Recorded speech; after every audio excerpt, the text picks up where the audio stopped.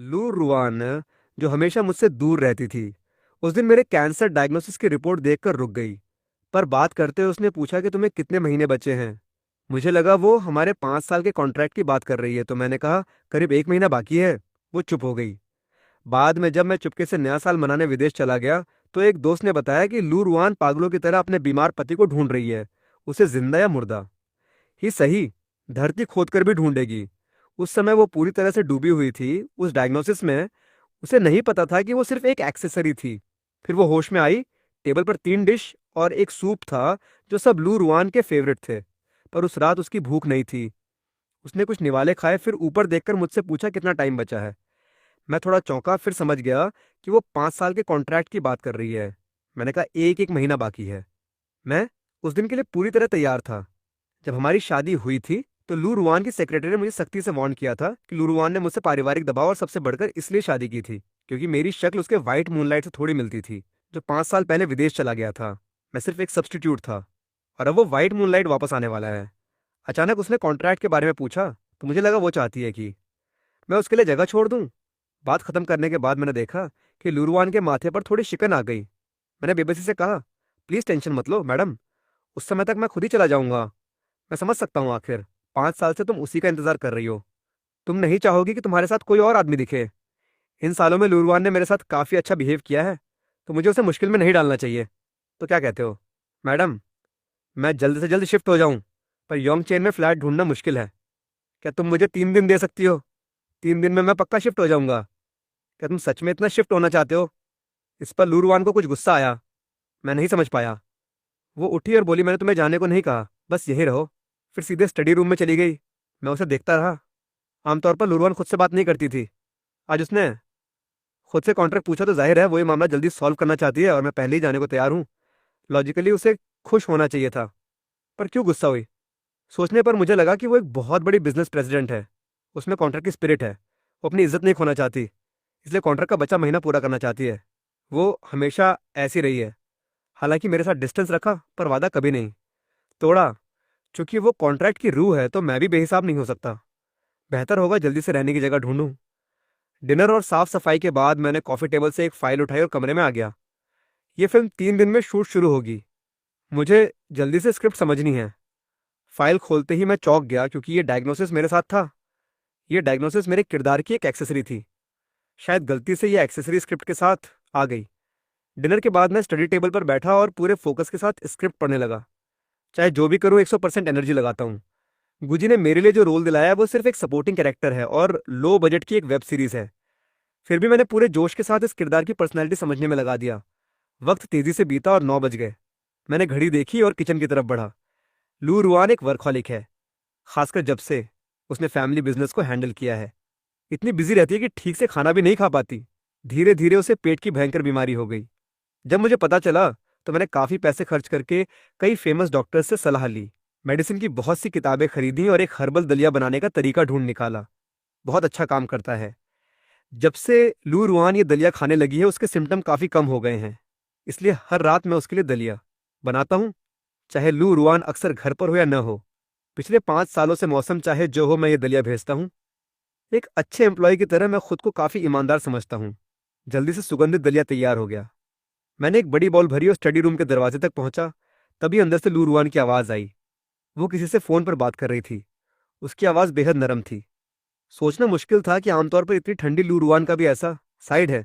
तुम जल्दी वापस आ रहे हो? ठीक है, मैं एयरपोर्ट लेने आ जाऊंगी। मैंने तुम्हें पहले ही बता दिया, हमारी शादी तो सिर्फ कॉन्ट्रैक्ट की है। इन 3 सालों में उसे मैंने उंगली भी नहीं छूने दी। कॉन्ट्रैक्ट 2 महीने में खत्म हो रहा है। मैं उससे साफ साफ बात कर लूंगी। मैं थोड़ा इंतजार करता रहा, जब तक उसने फोन रखा। तब मैंने दरवाजा खटखटाया। लू रुआन ने दरवाजा खोला। मैंने कहा, मैडम अभी दलिया बनाया है, गरम गरम पी लीजिए, मैं डिस्टर्ब नहीं करूंगा। दलिया रखकर जाने लगा, तो उसने पूछा, कोई इच्छा हो तो बता दो। मैं रुका, फिर गर्मजोशी से मुस्कुराया। मुझे पता है लू रुआन बहुत दयालु महिला है। उसने कंपनी संभालने के बाद कई स्कूल दान किए हैं। वो एक बहुत बड़ी फिलैंथ्रोपिस्ट है। शायद उसे लगता होगा कॉन्ट्रैक्ट खत्म होने वाला है, इसलिए वो मुझे कॉम्पेंसेट करना चाहती है। मैंने उसे थैंक्स कहा और मना कर दिया। 5 साल पहले तुमने एक बार में ही 50 लाख दिए, और इन सालों में कई गिफ्ट दिए, काफी कुछ दे दिया। फिलहाल कोई इच्छा नहीं है। फिर भी बहुत बहुत शुक्रिया। लू रुआन चुप रही। जैसे ही मैं जाने लगा, उसने फिर कहा, मुझे एक डॉक्टर मालूम है, नेशनल और इंटरनेशनल बहुत नाम है, लंग्स की बीमारी में स्पेशलिस्ट हैं। मैंने उन्हें फ़ोन कर दिया है, उनका कॉन्टैक्ट डिटेल तुम्हें भेज दूंगी, तुम जाकर दिखा सकते हो। ये सुनकर मेरा दिल थोड़ा भर आया। 5 साल पहले जिस अनाथालय में मैं रहता था उसमें अचानक आग लग गई थी। चेन दादाजी ने अपनी जान की परवाह किए बिना बच्चों को बचाया। न सिर्फ उनके शरीर पर बुरी तरह जल गए, बल्कि बहुत सारा धुआं अंदर चला गया, जिससे फेफड़ों की बड़ी बीमारी हो गई। मैंने ये कॉन्ट्रैक्ट सिर्फ चेन दादाजी के इलाज और अनाथालय को फिर से बनाने के लिए पैसे जुटाने को साइन किया था। मैंने ये लूरवान को कभी नहीं बताया क्योंकि मुझे लगा उसे इन चीज़ों से परेशानी नहीं होगी, पर लगता है मैं गलत था। वो खुद ही चुपके से पता कर रही थी। मैंने फिर थैंक्स कहा। अगले दिन सुबह जल्दी उठकर मैंने बढ़िया नाश्ता तैयार किया। जब लूरवान के उठने का इंतजार कर रहा था तो लिविंग रूम में खड़े खड़े अपने डायलॉग्स प्रैक्टिस कर रहा था। 8:20 पर लूरवान तैयार होकर बाहर आई। सच में ये औरत बहुत खूबसूरत है। कोई भी कपड़ा पहन ले अलग ही छटा है। नाश्ता टेबल पर रखा है, माइक्रोवेव में दूध गर्म है, बहुत सारे ऑप्शंस हैं, जो पसंद हो वो खा लो। लूरवान ने हल्का सिर हिलाया और छोटे छोटे निवालों में बड़े एलिगेंट अंदाज में नाश्ता करने लगी। अमीर घर की बेटी है, बचपन से एलिट एजुकेशन मिली है, उसकी हर मूवमेंट में एक क्लास और एलिगेंस है। लूरवान को सन्नाटा पसंद है। मेरे लिए उसके सामने डायलॉग्स प्रैक्टिस करना ठीक नहीं था। जैसे ही मैं अपने कमरे में जाने लगा उसने आवाज़ लगाई, कल मैंने डॉक्टर जियान से तुम्हारी अपॉइंटमेंट बुक करवा दी थी। आज यंग चेन हॉस्पिटल में उनका एक्सचेंज है। बाद में तुम उन्हें फ़ोन करके चले जाना। मैंने सिर हिलाया और शुक्रिया कहा। लूरवान झुककर चुपचाप नाश्ता करती रही। मैं कमरे में आकर थोड़ा तैयार हुआ। कुछ ही देर में बाहर दरवाजे के बंद होने की आवाज़ आई।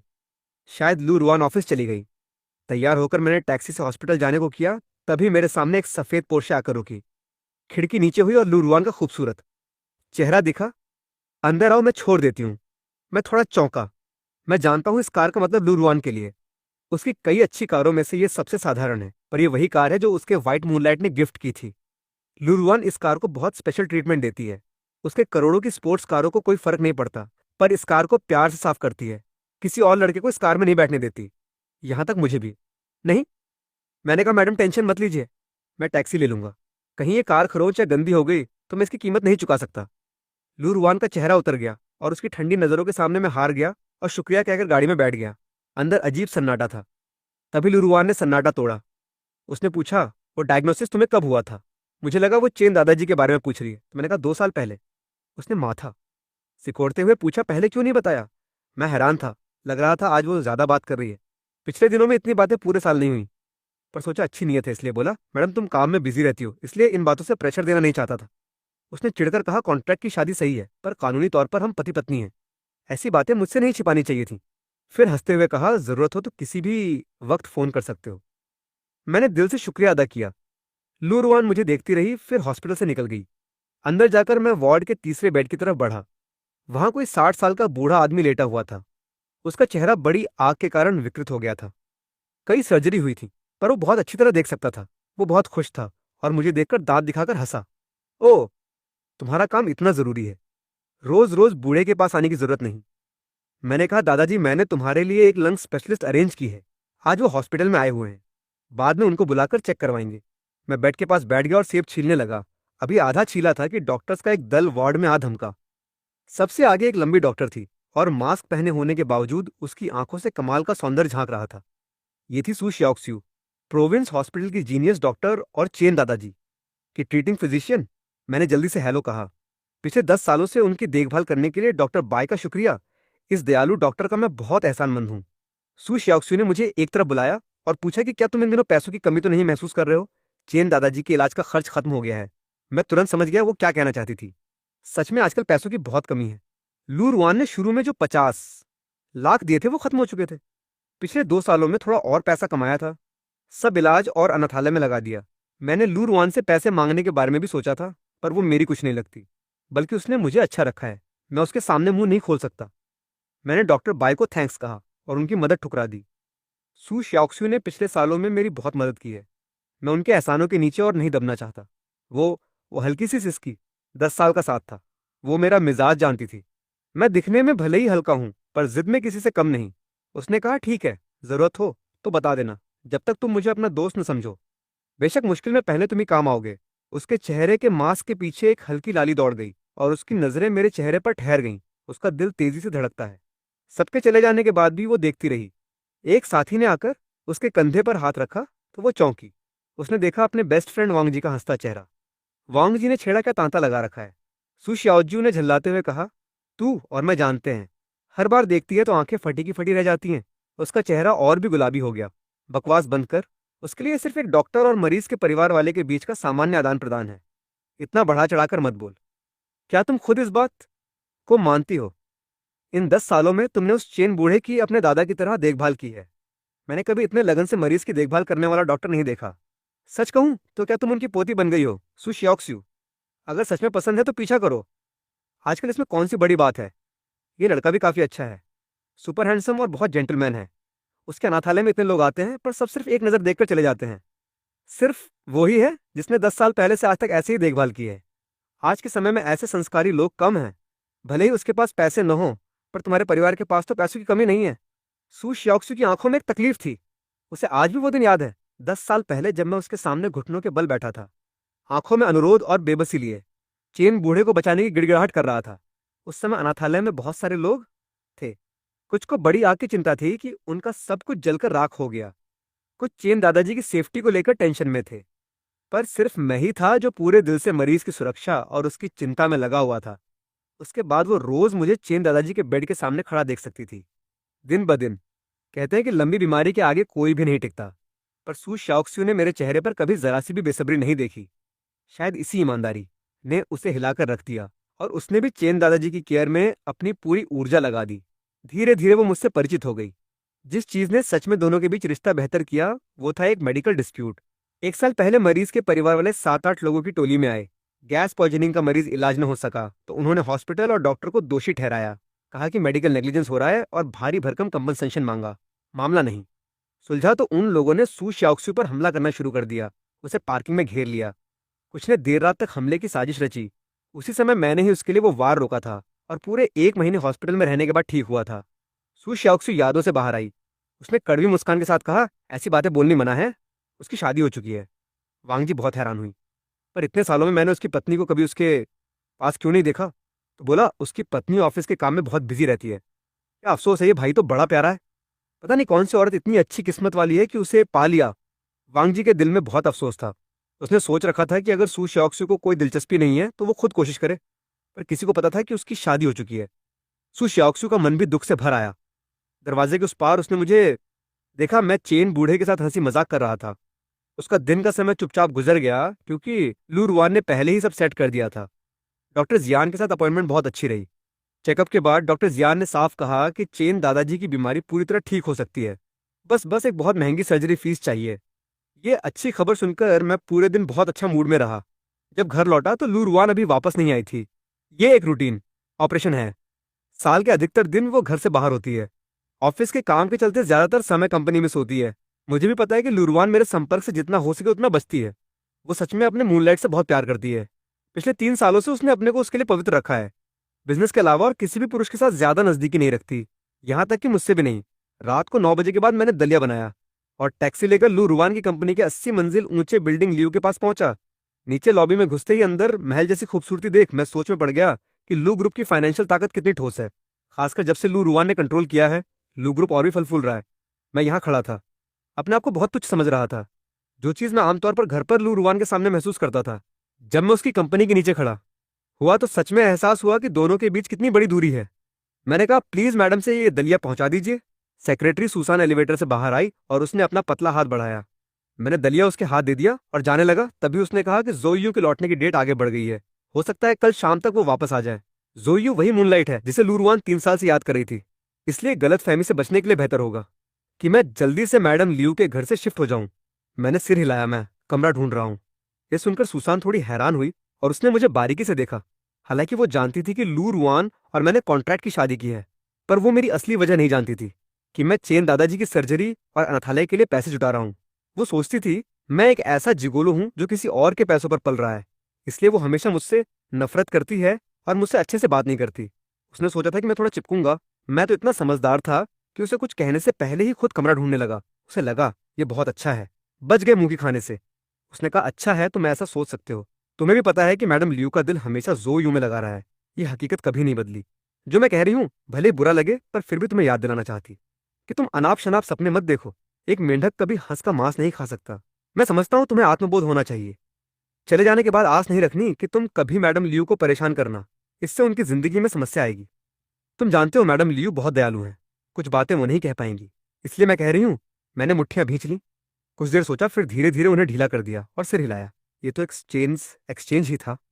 मैं पूरा सेंस ऑफ प्रोपोर्शन रखता हूँ। प्लीज मैडम लियू से कह देना कि मुझे हमेशा अपनी हैसियत का पता है, मैं कम से कम समय में शिफ्ट हो जाऊंगा। ये कहकर मैंने तेजी से कदम बढ़ाए और वहां से चला गया। सुसान वहीं खड़ी मुझे जाते देखती रही। उसके दिल में थोड़ा गिल्ट था कि उसने ज्यादा ही बोल दिया। वो लू रुआन और जो यूं का कॉलेज में साथ पढ़ाई कर चुकी थी। उसने उनके प्यार को बहुत करीब से देखा था, इसलिए उसे तीसरे का बहुत चिढ़ था। उसने जो भी कहा वो अपनी मर्जी से कहा था, ताकि मैं किसी के भरोसे न रहूं। अब लग रहा था कि ये इंसान काफी समझदार है, ये सबके लिए सबसे अच्छा रहेगा। निकलते ही मुझे लगा कि मुझे अपना सामान पैक करना चाहिए, इसलिए मैंने जाकर एक बड़ा सूटकेस खरीदा। घर आकर सामान पैक करने लगा। दोपहर होते होते सारा सामान पैक हो गया। जाने की जल्दी नहीं थी। जाने से पहले लू रुआन से मिल तो लूं।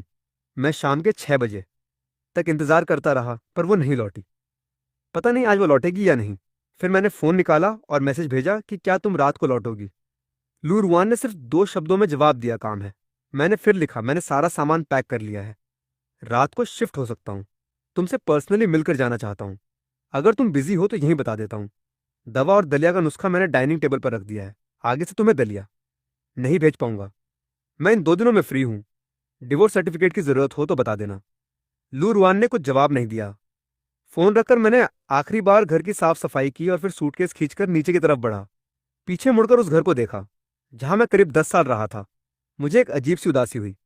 आखिर इतनी देर रहा था, थोड़ा तो एहसास होगा। इस बार जाऊंगा तो शायद इस जिंदगी में दोबारा नहीं लौटूंगा। थोड़ा सोचकर मैंने दरवाजा खोला और बाहर निकल गया। दरवाजा खोलते ही मैं ठिठक गया। सामने एक डरावना सा चेहरा था। मेरी आवाज गले में अटक गई। मैं कुछ कहना चाहता था पर कह नहीं पाया। इतनी देर साथ रहने के बाद यह पहली बार था मैंने लुरुआन के चेहरे पर ऐसा एक्सप्रेशन देखा था। वो हमेशा बहुत एलिगेंट और डिस्टेंट रही है, जैसे कोई परी जो दुनियादारी की चीजों से दूर हो, चाहे कितना भी गुस्सा हो। ऐसा अपमानजनक चेहरा उसने कभी नहीं दिखाया था। मैं बहुत उलझन में था। मैंने सोचा सब कुछ उसी की मर्जी से किया है। वो चाहती थी मैं शिफ्ट हो जाऊं तो मैं रातों रात शिफ्ट हो गया। फिर वो क्यों गुस्सा है? क्या इसलिए कि मैं उससे मिले बिना ही चला गया और इससे उसकी इज्जत खराब हुई? आखिर वो बॉस है और एम्प्लॉय मनमाने ढंग से नहीं जा सकता। थोड़ी बेशर्मी हुई।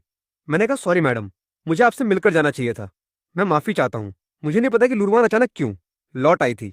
शायद वो सोच रही होगी कि मैं विला से कोई कीमती सामान तो नहीं ले जा रहा। आखिर घर में बहुत सारी कीमती चीजें थीं, खासकर जो गिफ्ट जो यूने दिए थे। मैंने हमेशा देखा था लुरवान उन कुछ लाख की रिंग, कई दसियों हजार की घड़ी, कई 100,000 के कीमती गिफ्ट को बड़े प्यार से एक बॉक्स में रखकर अपने स्टडी रूम की सबसे दिखने वाली जगह पर रखती थी।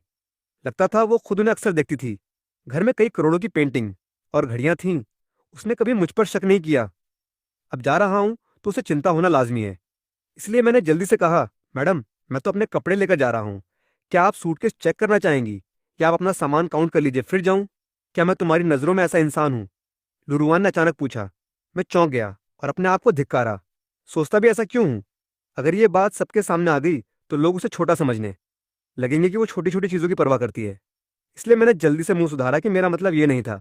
पर बात पूरी नहीं हुई थी कि लूरुआन ने ठंडे स्वर में कहा, बेकार की बातें मत करो, और अंदर चली गई। उसे देखता रहा। उसके चलने का अंदाज हमेशा बहुत एलिगेंट होता था। एक एक कदम मानो किसी जादू से भरा हो, पर अब थोड़ा चिड़चिड़ा अंदाज था। बहुत बड़े बड़े कदम उठा रही थी। मैं सूटकेस खींचता हुआ उसके पीछे पीछे चला गया। मुझे लगा वो चाहती है कि मैं पहले उसका सामान काउंट कर दूं। आखिर इतनी सारी जनता के बीच उसे भी तो अपनी शान रखनी होगी। घर में घुसते ही मैंने सूटकेस खोल दिया। 10 साल पहले जब मैं इस घर में आया था तो मेरे पास कुछ नहीं था। कुछ सस्ते कपड़े लाए थे। अब जो कपड़े सूटकेस में हैं वो मैंने बाद में खरीदे हैं, सस्ते नहीं हैं। ऐसा नहीं कि मैं उड़ता उड़ाता हूँ। लूरुआन का पति होने के नाते बहुत गंदे कपड़े पहनूंगा तो उसकी इज्जत पर फर्क पड़ेगा। साथ ही मैं एक एक्टर हूँ, मुझे भी सभ्य दिखना होता है। एंटरटेनमेंट में लोग कपड़ों से पहचान बनाते हैं। बाकी कुछ किताबें जो एक्टिंग से जुड़ी हैं, एक लैपटॉप और 2 घड़ियां जो लूरुआन ने मुझे गिफ्ट की थीं। ये दोनों घड़ियां सस्ती नहीं हैं। सबसे सस्ती घड़ी 1 लाख से भी ज्यादा की है। ये लूरुआन ने पिछले 2 सालों में बर्थडे पर दी थी। सूटकेस में ज्यादा सामान नहीं था। लूरुआन ने सूटकेस को नहीं देखा। उसकी नजरें गुस्से से मुझ पर टिकी थीं। मैं बहुत परेशान हो गया। इतनी पावरफुल औरत द्वारा इस तरह देखा जाना, सच कहूं तो बहुत नर्वस कर देता है। वो सोच रही होगी कि मैंने उसके कीमती सामान छुपा लिए होंगे। इसमें हैरत की क्या बात है? मैं तो बहुत गरीब हूँ। इतने कीमती सामान के सामने कौन ललचा सकता है? मैंने पूछा, मैडम, क्या आप इन्हें काउंट करना चाहती हैं? लिन यानगांग, क्या तुम्हें ये सब बहुत मजाक लगता है क्या? मैंने सिर उठाया। उसकी गुस्से से भरी खूबसूरत आंखें मुझसे चार हुईं वो बोली अपना सामान लेकर कमरे में लौट जाओ, फिर तेजी से चलकर स्टडी रूम में गई और जोर से दरवाजा बंद कर दिया। इसका क्या मतलब हुआ? मैं थोड़ा उलझन में था। वो मुझसे कह रही है सूटकेस कमरे में ले जाऊं। क्या वो पहले अपना सामान काउंट करके फिर जाने देगी? लूरवान बिजनेस में तो बहुत कुशल है, पर जिंदगी में थोड़ी अनाड़ी है। अक्सर भूल जाती है कि उसने अपनी चीजें कहाँ रखी हैं। उसके पास इतने सारे आभूषण हैं, मुझे लगता है वो खुद भी कई चीजें भूल चुकी है। उन्हें काउंट करने में कितनी देर लगेगी? मैं सोच में पड़ गया। आखिर में हार कर सिर झुकाकर सूटकेस कमरे में ले गया। पहले इन्हें काउंट करने दो। अगर सच में कुछ खो गया तो मुझे ही कसूरवार ठहराया जाएगा। फिर तो कानूनी पचड़े में पड़ सकते हैं। इस रात मैंने लूरवान के लिए खाना नहीं पकाया और नहीं उससे पूछा कि उसने खाया या नहीं।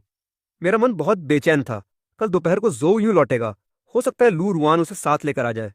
भले ही मैं लूरवान के बारे में बुरा न सोचूं, पर उन्हें मेरी नजरों के सामने प्यार करते हुए देखना मुझसे कुछ अशोभनीय करवा सकता है। ये मेरे लिए बहुत बड़ी यातना है। मैं इस यातना को सहने के लिए मजबूर हूं। आखिर पैसा लिया है तो थोड़ी यातना भी सहनी पड़ेगी। मैं बिस्तर पर करवटें बदलता रहा। नहीं जानता किस समय आंख लग गई। सुबह बहुत देर से सोकर उठा। जब आंख खुली तो सुबह के 9 बज चुके थे। लूरवान घर पर नहीं थी। पता नहीं रात तक उसने काउंटिंग खत्म किया नहीं। मैं फोन करके पूछना तो चाहता हूँ, पर हिम्मत नहीं होती। मुझे याद है कल रात जितना उसने चिल्लाकर कहा था, ज्यादा से ज्यादा आज रात जब वो जो यूं को लेकर लौटे तो मैं किसी बहाने से बाहर निकल जाऊंगा और किसी होटल में रुकूंगा। उन दोनों को पूरी रात का टाइम दे दूंगा। पूरा दिन मैं कमरे में स्क्रिप्ट पढ़ता रहा। शाम के 5 बज गए। अब मेरी सोच भटकने लगी। जो यूं तो लौट आया होगा।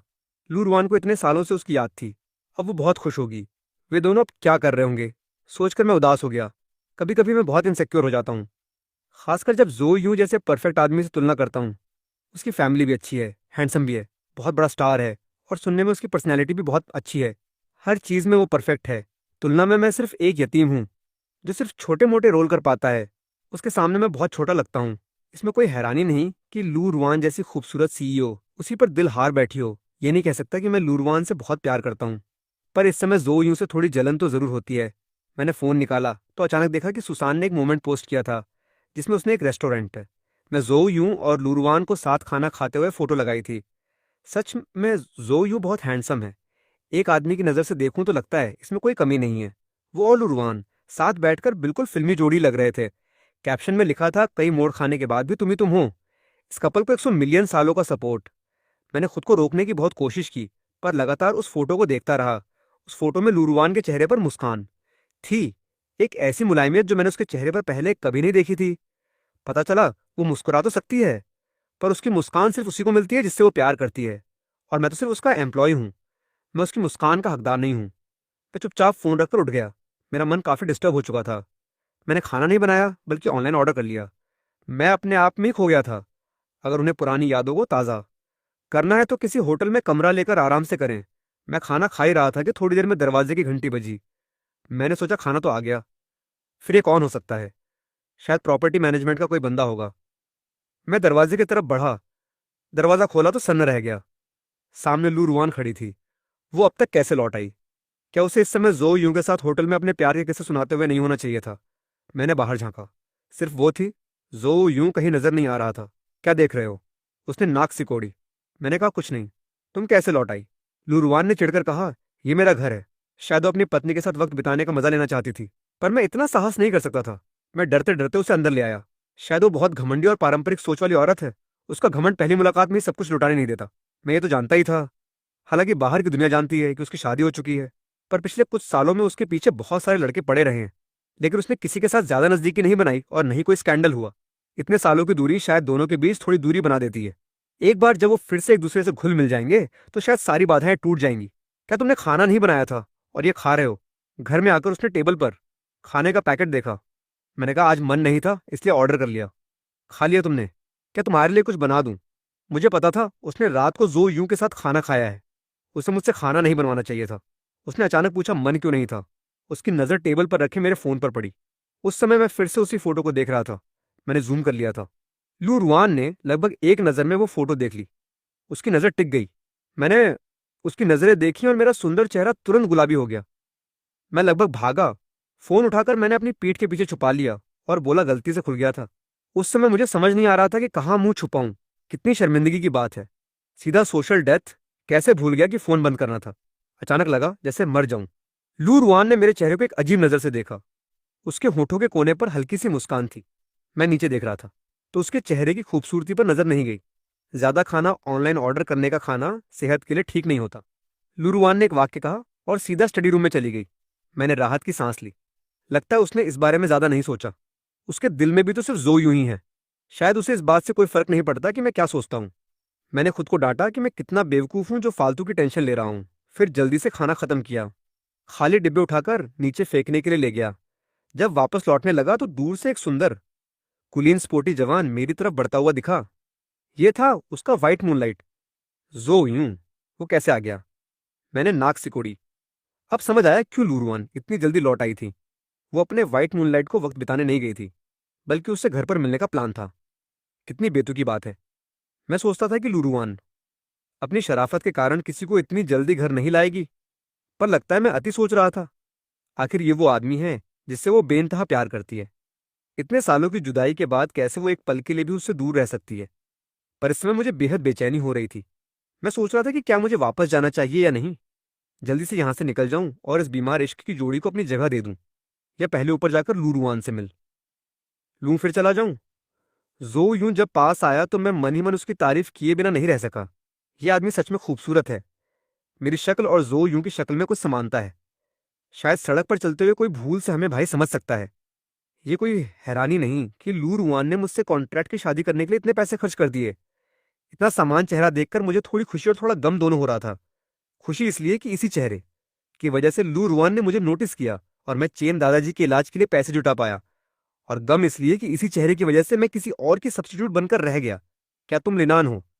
जब मैं उलझन में था तभी जो यूं ने मुझे ऊपर से नीचे देखा। उसकी नजरों में 3 हिस्सा मजाक और 7 हिस्सा उपहास था। मैंने सिर उठाया। दोनों की नजरें 4 हुईं और मैंने उसकी नजरों में घृणा महसूस की। पर गुस्सा करना मुश्किल था। जो भी हो, मैं तो इसी का सब्स्टिट्यूट हूं। उसे मुझ पर हंसने का पूरा अधिकार है। ये पैसे लेकर मैंने काफी पहले ही अपमान सहने की सोच बना ली थी। मी जो आप मैडम लियू से मिलने आए हैं। मैं आपको ऊपर ले चलता हूं।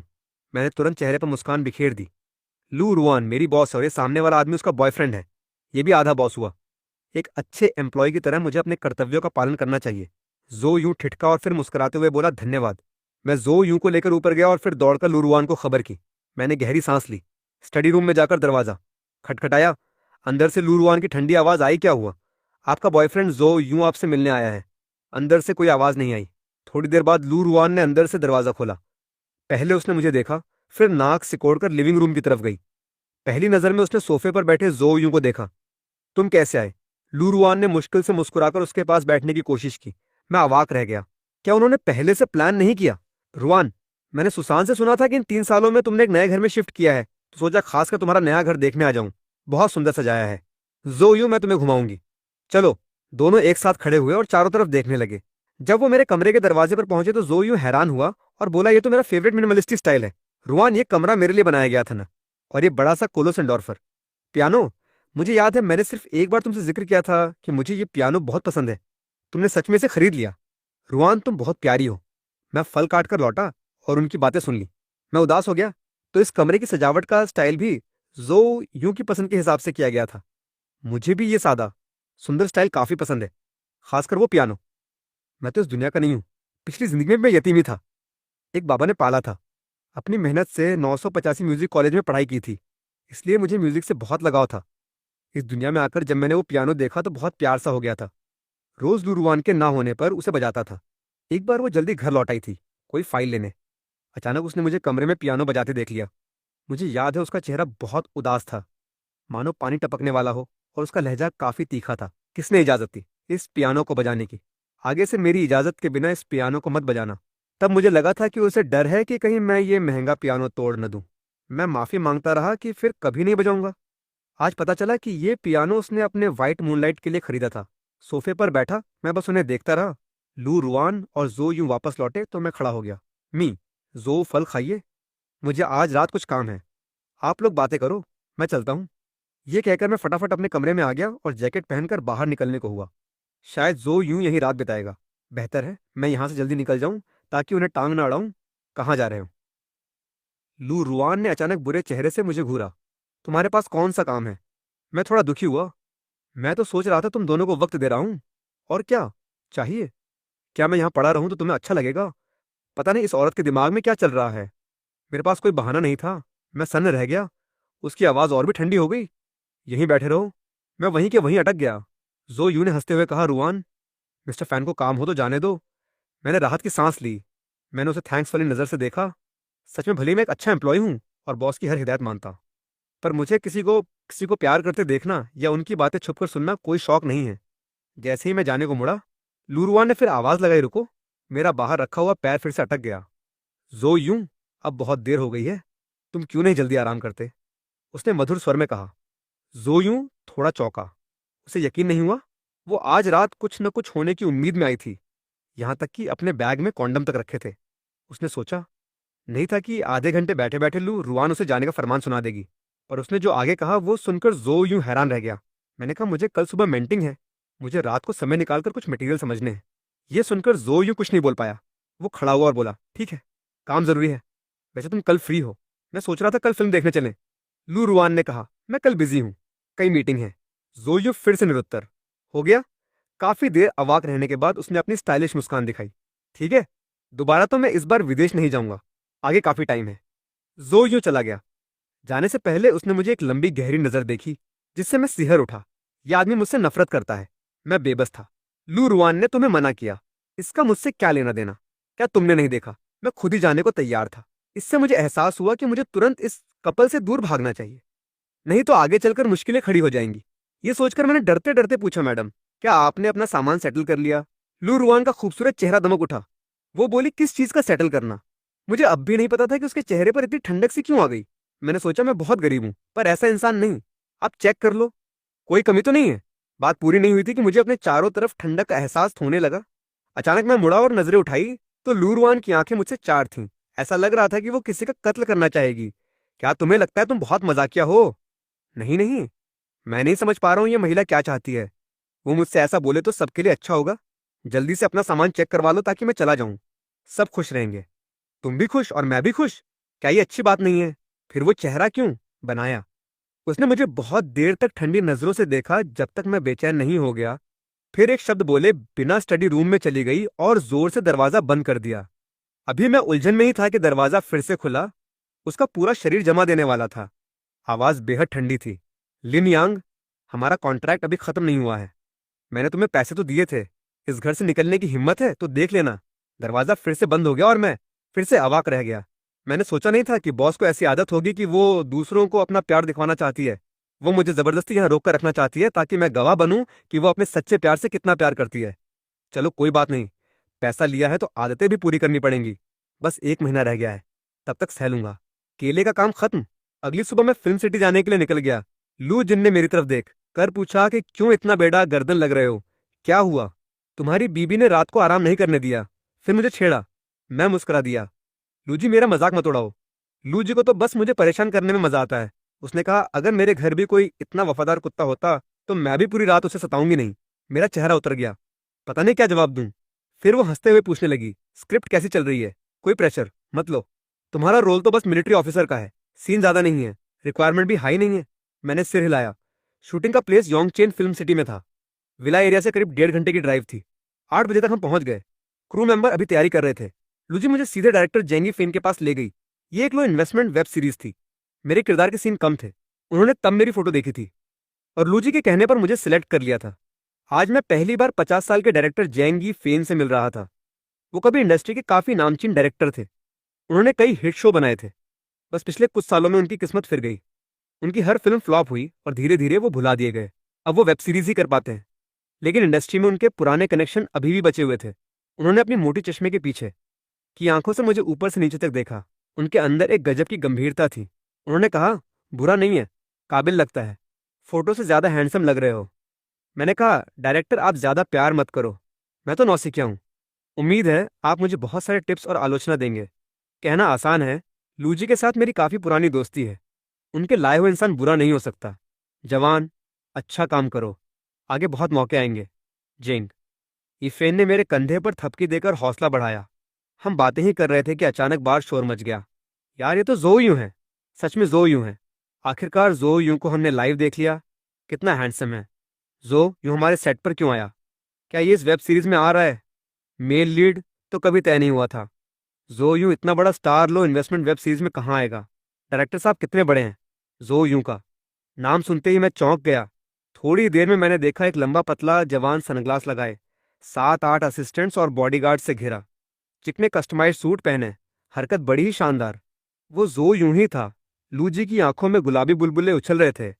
जाहिर है उसे भी जो यूं काफी पसंद था। मैं हैरान था क्योंकि इस सीरीज के ऑडिशन तो हो चुके थे। फिर ये क्या माजरा है? जैंगी फेन जोर से हंसा। उसने कहा, अभी तक तो मैं भी उलझन में था। कल रात मुझे जो यूं के लोगों का फोन आया कि वो इस सीरीज का मेल सपोर्टिंग रोल करना चाहता है, और वो भी बहुत कम पैसों में। मुझे अभी भी सपना लग रहा है। इतनी लो बजट सीरीज में फर्स्ट ईयर स्टार जो यूं का आना तो दूर, दूसरे नंबर के स्टार भी शायद ही आना पसंद करें। अचानक जो यूं ने खुद आकर स्पेशल अपीयरेंस देने का मन बनाया, जिसकी वजह से पूरी रात नींद नहीं आई। लिन यानगांग, तुम्हारी किस्मत जाग, गुजी जोश में बोली। जो यूं इतने बड़े स्टार के साथ तुम्हारी एक्सपोजर काफी बढ़ जाएगी। अगर तुमने अपना किरदार अच्छा किया तो शायद तुम्हें भी थोड़ी नामवरी मिल जाए। मैंने मुश्किल से मुस्कुराया। दूसरे नहीं जानते कि जो यूं इतनी छोटी सीरीज क्यों कर रहा है, पर मैं अच्छी तरह जानता हूँ। सबसे ज्यादा संभावना यह है कि वो मेरे पीछे आया है। मैंने छुपकर जो यूं को देखा, जो सितारों की तरह घिरा हुआ था। उसी समय उसकी नजर भी मुझ पर पड़ी। दोनों की नजरें आपस में टकराईं। जो यूं ने बेपरवाही से नजर हटा ली और उसने मुझसे मिलने की कोई इच्छा नहीं दिखाई। मैं भी खुद में भगवान नहीं था कि उसे छेड़ूं। लेकिन लूजी ने तो पहले ही सोच रखा था कि जो यूं जैसे सितारे के पास आम आदमी नहीं पहुंच सकता। उसने मौका देखकर मुझे खींचकर उसके पास ले जाने की सोची, ताकि मेरी पॉपुलैरिटी बढ़े। मैंने मना करना चाहा, पर लूजी मुझे जबरदस्ती उसके सामने ले गई। मी जो, नमस्ते, मैं लू जिन हूँ, जुआन एंटरटेनमेंट की एजेंट। ये है लिन यानगांग, मेरा आर्टिस्ट। ये सीरीज का 5वां मेल लीड है। ये कहकर उसने तुरंत मुझे इशारा किया। मैं मजबूरन मुस्कुराते हुए मी जो को नमस्ते कहा। जो यू ने अपने सनग्लास के पीछे छिपी आंखों से एक व्यंग्यपूर्ण नजर डाली। बस कहकर रह गया। मी जो, ये एक नौसिखिया है, प्लीज इसे गाइड करना। मुझे इतना बेकार देख लू जी, खुद से पका गई। जवान लोगों को हमेशा शॉर्टकट नहीं देखना चाहिए। उन्हें अपनी एक्टिंग पर मेहनत करनी चाहिए। प्रोफेशनल स्किल्स सबसे ज्यादा जरूरी है। जो यूं का स्वर बहुत ठंडा था। उसकी बातों को सुनकर सब हैरान रह गए। सबने मुझे हैरानी से देखा। आमतौर पर इंडस्ट्री में सब दिखावे का ख्याल रखते हैं। ऐसे किसी को सीधे मुंह पर बोलना बहुत मुश्किल होता है। लोग सोचने लगे कि लिन यानगांग ने जो यूं को क्या बुरा लगा दिया। सब लोग तुरंत मुझसे कुछ दूर हट गए। डर था कि कहीं मेरे पास खड़े होकर बड़े स्टार जो यूं को नाराज न कर दें। लूजी के चेहरे पर गुस्सा था। उसने नहीं सोचा था कि ऐसा होगा। जो यूं के चले जाने तक उसने मुझे उदास होकर देखा। लिन यांग, तुमने इस बड़े स्टार को नाराज कर दिया। मैंने हल्के से माथा उठाया। मैं तो बहुत छोटा एक्टर हूं, उसे नाराज करने का मौका ही कहाँ। एक एम्प्लॉय होने के नाते मैं नहीं चाहता था कि लूरुआन का मामला घूमे। और जोयो इतना बड़ा स्टार है कि उसकी थोड़ी सी हरकत से बवाल मच सकता है। मुझे नहीं पता था वो ऐसा इंसान है। पहले तो मैं उसे बहुत पसंद करती थी। लूजी बहुत नाराज थी। एक आइडल और अपने आर्टिस्ट के बीच उसने बिना झिझक मेरा साथ दिया। वो बोली, उस अकड़ू जो यूं से तो ये मेरा वफादार पिल्ला भला है। कोई बात नहीं, तुम्हारे सीन कम है और जो यूं से कोई सीन नहीं है। बस आगे उससे बच के रहना। लूजी ने मुझे तसल्ली दी। मैं भी यही सोच रहा था। मेरा किरदार फीमेल लीड की यादों में रहता है। उसका जो यूं से कोई सीन नहीं है। डायरेक्टर ने सामने खड़े जवान लड़के की तरफ हाथ हिलाया। हाँ लिन यू, तुम हमेशा मेरी यूनिक हो। जैंगी फेन अचानक गुस्से में चिल्लाया। लिन यानगांग, तुम क्या कर रहे हो? यदि तुम एक्ट नहीं कर सकते तो चले जाओ। पता है तुम सबका टाइम बर्बाद कर रहे हो। ये चीख सुनकर सब हैरान रह गए। लिन यांग ने तो अभी बहुत अच्छा अभिनय किया था। उनकी भावनाएं सही थीं। सबको नहीं पता था कि डायरेक्टर को इतना गुस्सा क्यों आया। मुझे माफी चाहिए डायरेक्टर, मेरी गलती है। मैं सच में माफी चाहता हूँ। जैंग यीफेन बाहर से तो बहुत गुस्से में थे, पर अंदर से कमजोर थे। एक और टेक। मैंने अपने दिमाग को ठीक किया और किरदार की सारी भावनाओं को झोंक दिया। लेकिन जैसा भी करता, जैंग यीफेन को संतुष्ट नहीं कर पाता। उनकी डांट और भी ज्यादा बदतर होती जा रही थी। सब समझ गए कि मेरी एक्टिंग में कोई दिक्कत नहीं है, बल्कि डायरेक्टर मुझे जानबूझकर निशाना बना रहे थे। लू जी, तुम क्या साजिश कर रहे हो? तुम मेरे पास ऐसा एक्टर क्यों लाए? जेंगी फेन ने लू जिन को बुलाकर डांटा। मुझे ये एक्टर नहीं चाहिए, इसे जल्दी ले जाओ, बाद में पेनाल्टी दे दूंगा। लू जिन का चेहरा उदास था। उसने कहा, डायरेक्टर जेंग, मुझे स्पष्टीकरण चाहिए। स्पष्टीकरण? तुम्हें क्या स्पष्टीकरण चाहिए? क्या उसकी एक्टिंग अच्छी नहीं है? ये तो तुम्हें पता है। लू जिन पीछे नहीं हटी। जेंगी फेन ने उसे झिड़कते हुए कहा, यहां झगड़ा मत बढ़ाओ, उसे जल्दी ले जाओ। लू जी अभी भी बहस करना चाहती थी। मैंने उसे रोकते हुए सिर हिलाया। मेरी जैंगी फेन से कोई दुश्मनी नहीं थी। वो मुझे ऐसे निशाना नहीं बनाएगा। इसका एक ही मतलब है कि जो यूनेस में पीछे से साजिश रची थी। यह बहुत गंदी हरकत थी। लूजी की आंखें गुस्से से लाल थीं। लिन यांग, टेंशन मत ले। अगर ये वेब सीरीज फ्लॉप होगी तो होने दे। बहन तुम्हारे लिए इससे बेहतर काम दिलाएगी। मैंने चमकती मुस्कान दिखाते हुए कहा, मैं लूजी पर विश्वास करता हूँ। फिल्म सिटी से निकलते वक्त लूजी को बेचैनी हो रही थी। वो बोली, मैं तुम्हें छोड़ आती हूँ। मैंने कहा, जरूरत नहीं लूजी, मुझे यहाँ कुछ काम है। आखिरी बार मैंने घर खोजा था, पर उसे कंफर्म नहीं किया था। वैसे भी आगे मुझे शायद यहीं फिल्में करनी होंगी, इसलिए सोचा पास में ही कोई कमरा ढूंढ लूँ। लूजी ने पूछा, मदद चाहिए? मैंने कहा, नहीं, बस छोटा सा मामला है। ठीक है, तो मैं ऑफिस चली जाती हूँ। लूजी को जाते देख मैं भी जाने को था कि अचानक एक मिडिल एज्ड महिला अकड़कर मेरे पास आई। क्या तुम लिन यानगांग हो? मेरे पास चलो। मी, जो तुमसे मिलना चाहते हैं। मैंने उसकी तरफ ध्यान नहीं दिया।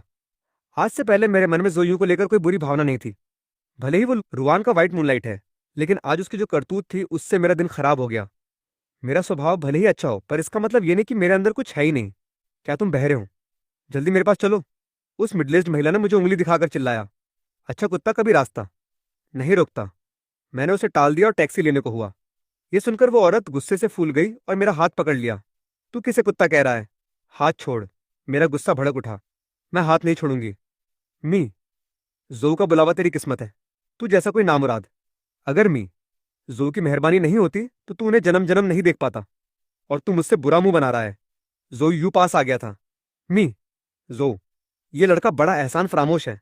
ये आपसे मिलने से मना कर रहा है। उस मिडल एज्ड महिला ने मुझे नफरत से देखा। जोऊ, यू ने व्यंग्यपूर्ण मुस्कान बिखेरी। लिन यांग, क्या तुम मुझसे रुआन के बारे में बात नहीं करना चाहते? ये जगह बात करने के लिए सही नहीं है। कॉफी शॉप में मैंने सीधे जोऊ यू को देखते हुए कहा, आज जो हुआ वो तुमने देख ही लिया। मैंने तो जेंगी फेन से कह दिया कि मुझे तुम पसंद नहीं हो, बस उसने तुम्हें निकाल दिया। जोऊ यू की बातों में ताना था। क्या तुम्हें लगता है मैं, तुम और लू रुआन सब एक ही दुनिया के लोग हैं? मैंने माथे पर बल डाला। तुमने मुझे बस अपनी बड़ाई कराने बुलाया था। जो यूं ने उंगली हिलाते हुए कहा, नहीं, तुम उस लायक भी नहीं हो। मैंने तुम्हें सिर्फ एक बात बताने के लिए बुलाया था कि इस दुनिया में कोई परिकथा नहीं होती। राजकुमारी कभी मेंढक से प्यार नहीं कर सकती, और मेंढक कभी राजकुमार नहीं बन सकता। लू रुआन ने तुमसे कॉन्ट्रैक्ट की शादी सिर्फ मेरा सब्स्टिट्यूट बनाने के लिए की थी। ये तो तुम भी जानते हो। अब जब मैं लौट आया हूं तो क्या तुम्हें लगता है तुम्हारा उसे चिपके रहना उचित है? मैंने सिर उठाया। तुम भी ज्यादा सोचते हो। मुझे हमेशा अपनी हैसियत का पता है। मैंने कभी कोई सपना नहीं देखा। तो मैं उम्मीद करता हूं कि तुम जल्द से जल्द उसके घर से निकल जाओ। मुझे उसकी जिंदगी में कोई और आदमी नजर नहीं आना चाहिए। मैं पहले से ही कमरा ढूंढ रहा हूं। जोयू मुस्कुराया। उसने अपना फोन जलाया और मेरे सामने बढ़ा दिया। ये वो मैसेज हैं जो मैंने और रुआन ने आज किए। देख लो। मैंने उसके और लू रुआन के मैसेज देखे। क्या तुम कॉन्ट्रैक्ट खत्म होने का इंतजार करोगे फिर उसे अपने घर से निकाल दोगे? उसकी तबीयत ठीक नहीं है। क्या तुम उसके लिए कुछ महसूस करती हो? आखिर वो भी बहुत हैंडसम है नहीं। हमारा सिर्फ कॉन्ट्रैक्ट का रिश्ता है। मैं भी कोई बेरहम इंसान नहीं हूं। आखिर उसने 3 साल तक तुम्हारी देखभाल की है। अगर तुम सच में नहीं चाहती कि वो जाए तो मैं समझ सकता हूं, पर मुझे बहुत बुरा लगेगा। मैं कोई समय निकालकर उससे साफ साफ बात कर लूंगा। बस ज्यादा सोचो मत। मेरे लिए वो सिर्फ एक रूममेट है, इसके अलावा कुछ नहीं। पूरा मैसेज पढ़ने के बाद मैं दोबारा पढ़ना नहीं चाहता था। मैंने फोन वापस घुसा दिया। मेरे मन में एक अलग ही भावना उठ रही थी। रूममेट, सच में ऐसा ही था। पिछले 8 सालों में दोनों एक ही छत के नीचे रहे। बहुत कम बातें हुई। हमेशा मैं ही एक तरफा देखभाल करता रहा। दूसरी तरफ से कभी कोई प्रतिक्रिया नहीं आई। सिर्फ बर्थडे पर 2 घड़ियां दे दी। कभी मेरी जिंदगी की फिक्र नहीं की। शायद सच में 8 साल तक साथ रहने वाला रूममेट भी इतना बेपरवाह नहीं होता। उसके मैसेज से लग रहा था कि वो चाहती तो मुझे जाना है, पर उसकी नैतिकता उसे मुंह नहीं खोलने देती। मैं कई बार जाना चाहता हूं पर वो मुझे परमिशन नहीं देती। सोच रहा हूं वो क्या सोचती है, या क्या उसमें हिम्मत नहीं है। बेहतर होगा इस बार मैं बिना बताए चला जाऊं और शिफ्ट होने के बाद खबर कर दूं। शायद यही वो अंत है जिसे दूसरा इंसान चाहता है। लू ग्रुप के 79वीं मंजिल पर प्रेसिडेंट ऑफिस में लू रुआन किसी से फोन पर बात कर रही थी। डॉ जियान, उसकी सिचुएशन कैसी है? सॉरी प्रेसिडेंट लियू, सिचुएशन काफी अच्छी नहीं है। उसके फेफड़ों की समस्या बहुत गंभीर है और इलाज में अब बहुत देर हो चुकी है। मैंने तो उसे कह दिया कि पूरी तरह ठीक हो सकता है, पर हकीकत में शायद उसे सिर्फ 2 महीने बचे हैं।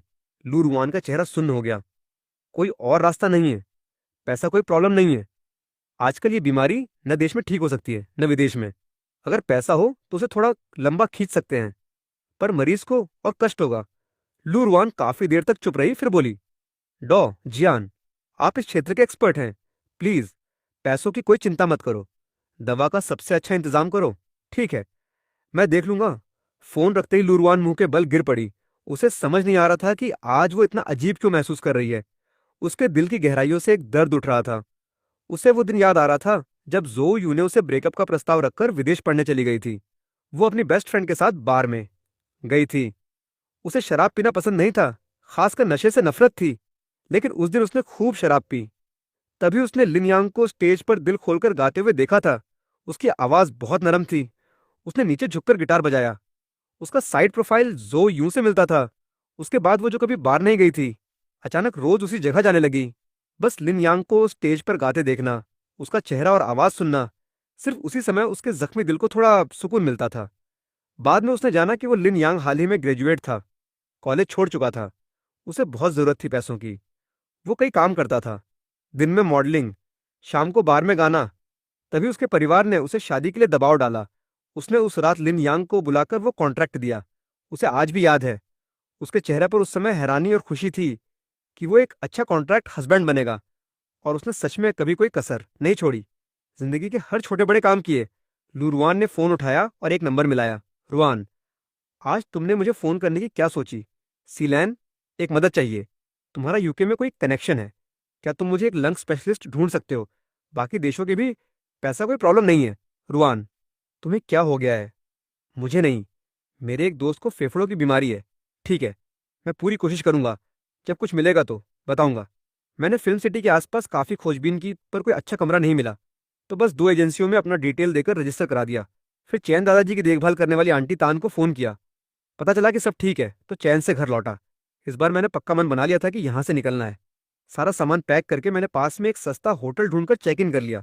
रात को होटल में मैं नूडल्स खा रहा था, तभी लू रुआन का फ़ोन आया। काफ़ी देर झिझकने के बाद मैंने उठाया। कहाँ गए हो? लू रुआन का स्वर बहुत ठंडा था, उसमें हल्का गुस्सा था। मैं अब होटल में रह रहा हूँ, मैंने सच कह दिया। घर लौट आओ। मैं चौंक गया। मैं तुमसे कह रही हूँ, लौट आओ। अब यहाँ तक आ गया हूँ, वो और क्या चाहती है?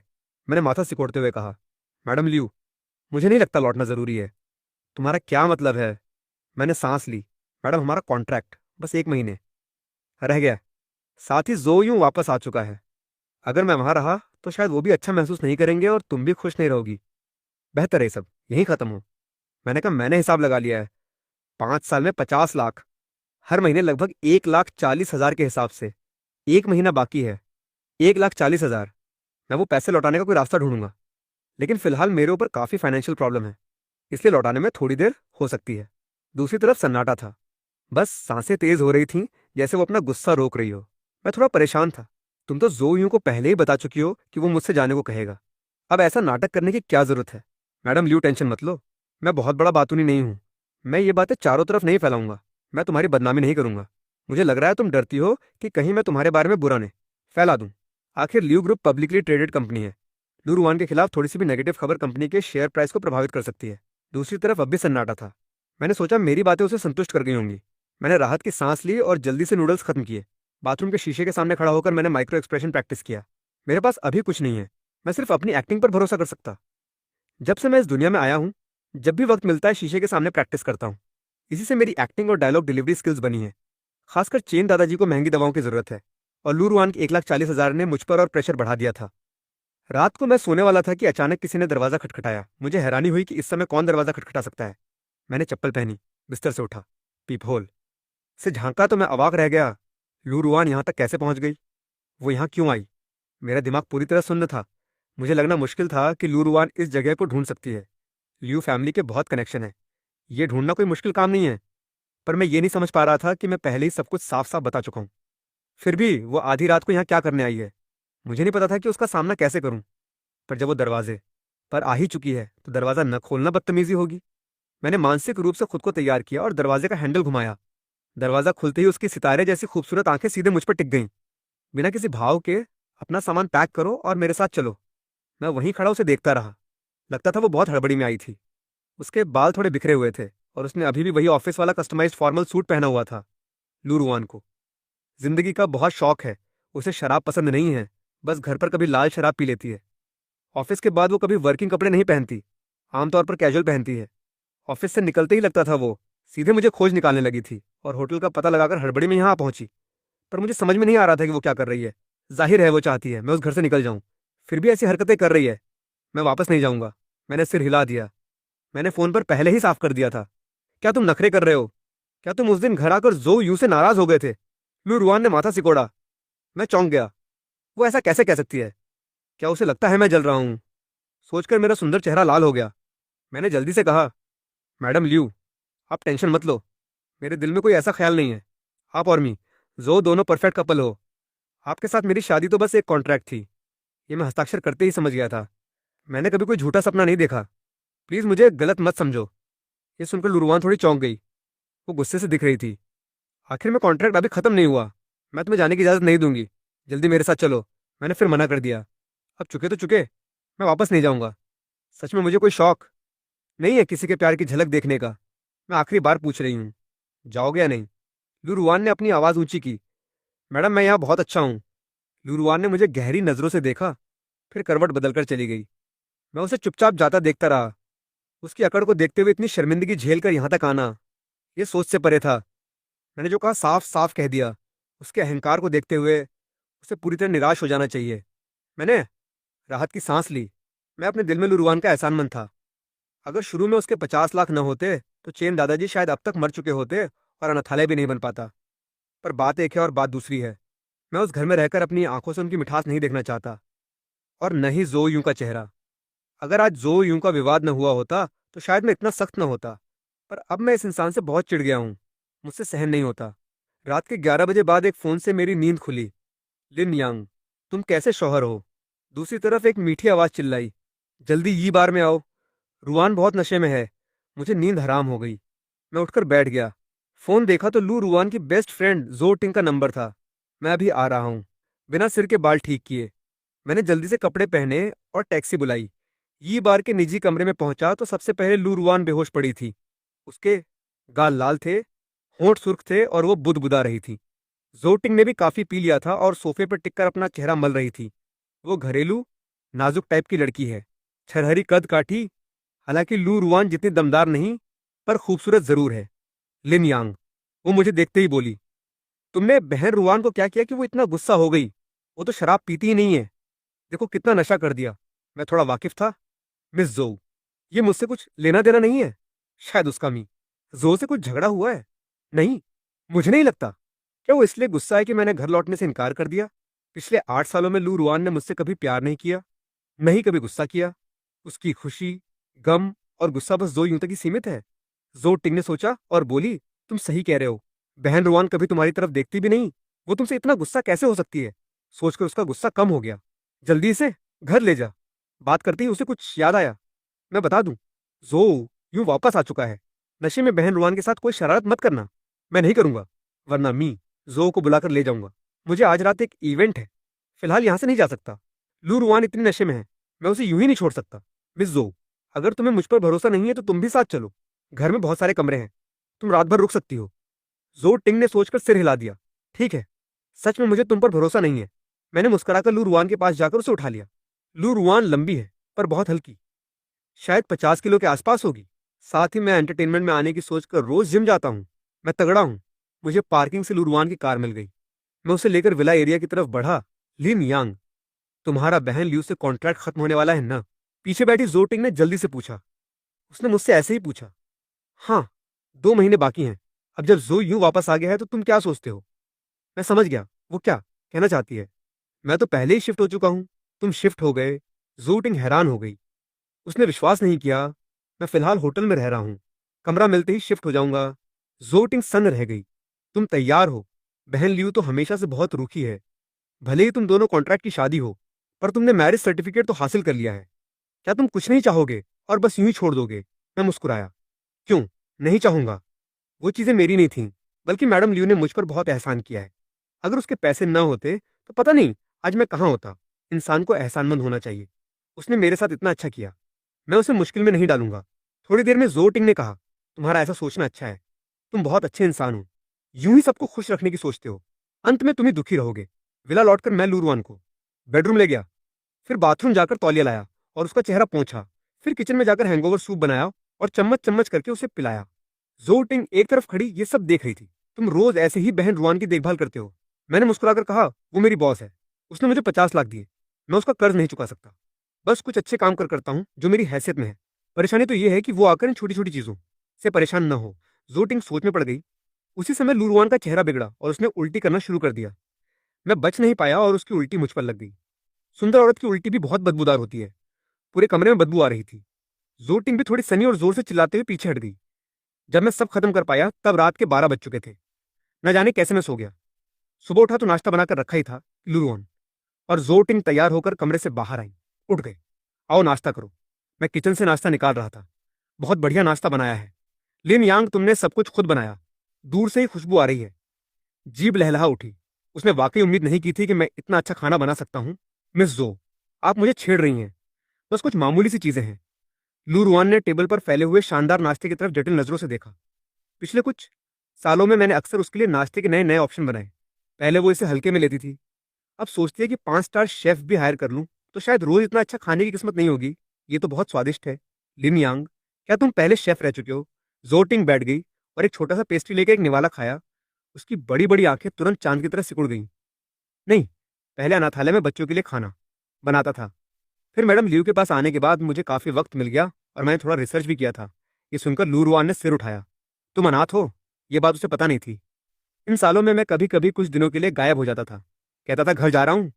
वो समझती थी मेरा परिवार है, पर मैं अनाथ था। लू रुआन सोच में पड़ गई। उसे इस कॉन्ट्रैक्ट की शादी से कोई फर्क नहीं पड़ता था। इतने सालों तक वो मेरी मूल स्थिति नहीं जानती थी। हाँ, अनाथालय के चेन दादाजी ने मुझे कूड़े के ढेर से उठाया था।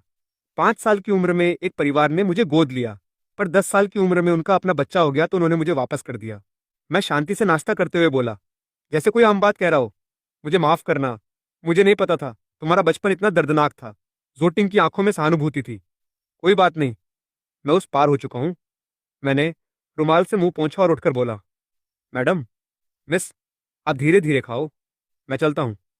गुरुवान ने अपने लाल होंठ खोले कुछ कहना चाहा, पर जोटिंग के सामने उसकी ठंडी और दूर प्रकृति ने उसे कोई रोक टोक नहीं करने दी। वो सिर्फ मुझे जाते देख सकती थी। बहन लियू, क्या तुम सच में उससे कॉन्ट्रैक्ट खत्म करने वाली हो? जोटिंग ने पलके झपकाते हुए पूछा। अगर तुम सच में कॉन्ट्रैक्ट खत्म कर दोगी तो वो मुझे दे दो, तुझे दे दूं। लू रुआन हैरानी से उसकी तरफ देखा। जोटिंग ने सिर हिलाया। तुम भी जानती हो मेरे पापा मेरी शादी मास्टर ये से करवाना चाहते हैं। वो बहुत बड़ा प्लेबॉय है।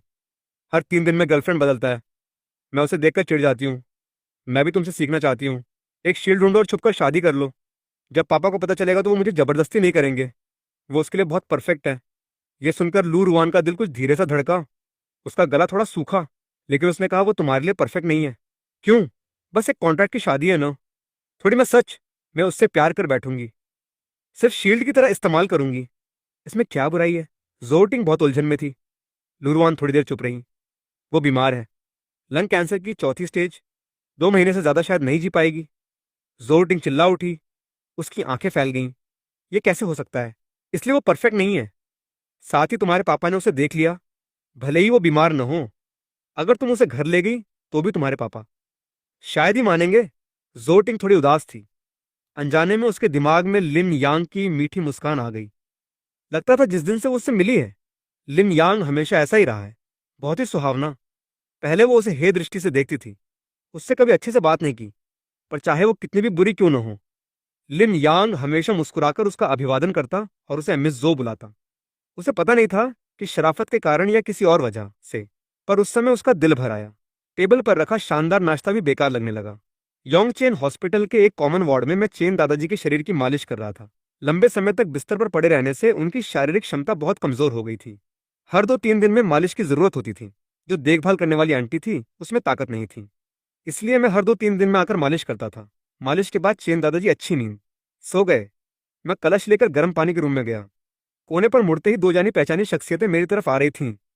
रुआन, शुक्रिया तुमने मेरे साथ हॉस्पिटल आने का टाइम निकाला। कोई बात नहीं, इंजेक्शन लगने के बाद बेहतर लग रहा है ना? बहुत बेहतर। वैसे तो दोपहर हो रही है। चलो मैं तुम्हें खाना खिलाता हूँ।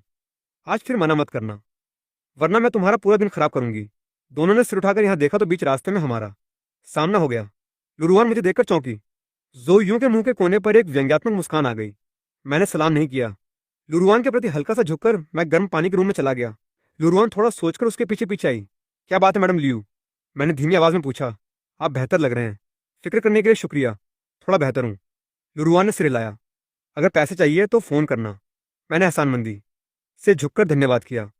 वापस शिफ्ट हो जाओ। क्या? मैं थोड़ा चौंका। वापस यहाँ शिफ्ट हो जाओ। बाहर की कंडीशंस विला जैसी नहीं है और मुझे उन कुछ लाखों की कोई कमी नहीं है। तुम्हें ऐसी हरकत करने की जरूरत नहीं है। मैं थोड़ा चुप रहा। उसने सोचा मैं केवल दिखावा कर रहा हूँ।